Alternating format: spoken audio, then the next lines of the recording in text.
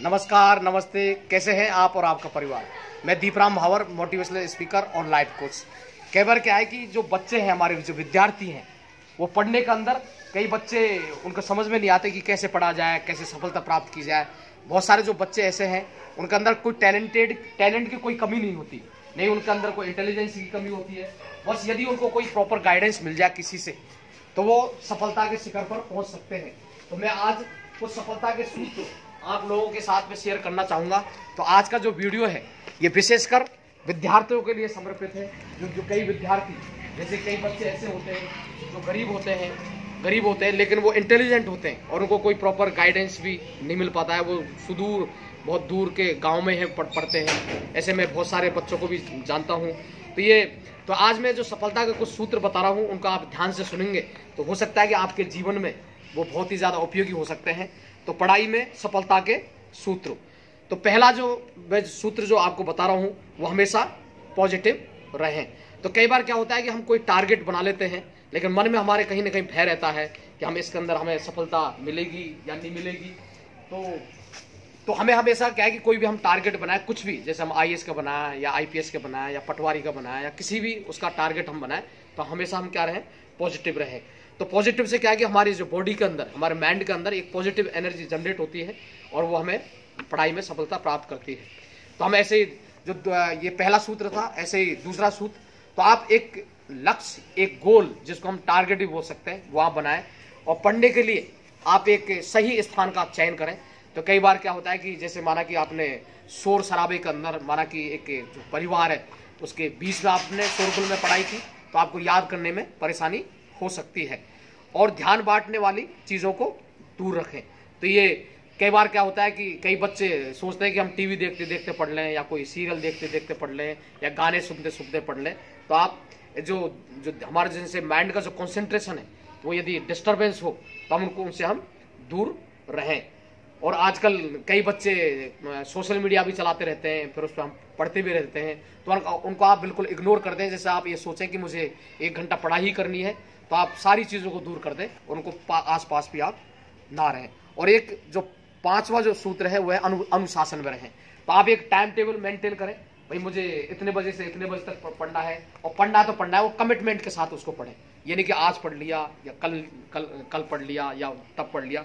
तो अनुशासन में आप उसको पढ़ें, क्योंकि अनुशासन जिंदगी के अंदर होना बहुत ही जरूरी है, तभी आप जीवन में सफलता प्राप्त कर सकते हैं। तो एक टाइम टेबल बनाए, उसका आप एक पैटर्न बनाए, जिससे कि आप जीवन में सफलता प्राप्त करें। और एक अंतराल पर मन और दिमाग को आराम दें।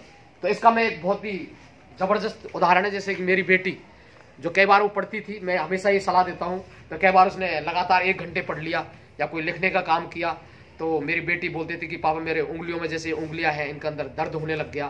तो मैंने उनसे हमेशा ही कहा कि आप 50 मिनट पढ़िए लगातार, केवल 50 मिनट, और 5 मिनट का आप ब्रेक लीजिए। और यदि आपकी उंगलियों में ऐसे उंगलियां जो हैं ये दर्द यदि होती हैं, तो आप उंगलियों को ऐसे ऐसे करिए 1, 2, 3 मिनट।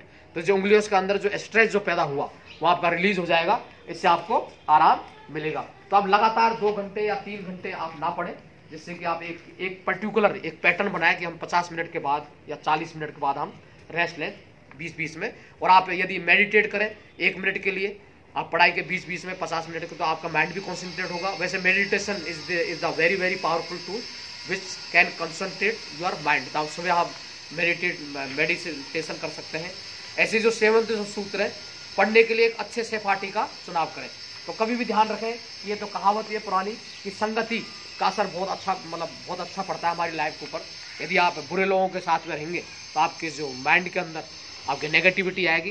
तो हमेशा एक अच्छे जो आपके जो मित्र हैं, आप उनका सहयोग लें, उनका साथ लें, तभी आप पढ़ाई के अंदर। और एक है आपका खुद को प्रेरित करें। तो कभी भी अपने आप को एक मोटिवेट करें, सेल्फ मोटिवेटेड करें, और दिमाग में कभी भी ऐसे ख्याल नहीं लाए कि मैं क्या पता फेल हो जाऊं या नहीं हो जाऊं, या पास होऊंगा या नहीं होऊंगा, मेरे अंदर इतने नंबर आएंगे या नहीं आएंगे। तो ऐसे ही आपका पौष्टिक भोजन। तो आपका जो 9वां जो सूत्र है, वो है पौष्टिक भोजन। कई बार क्या होता है कि हम उल्टा पुल्टा कुछ भी खा लेते हैं और हमारे पेट के अंदर बदहजमी हो जाती है। कई बार हम फास्ट फूड खा लेते हैं जो कि हमारे हाइजीनिक नहीं होता।